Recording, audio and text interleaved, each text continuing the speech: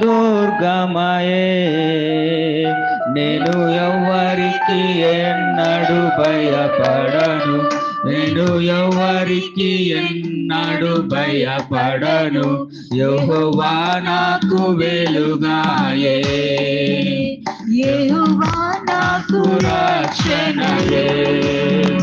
నా ప్రాణ దుర్గమయే నేను ఎవరికి ఎన్నడు భయపడను, నేను ఎవరికి ఎన్నడు భయపడను.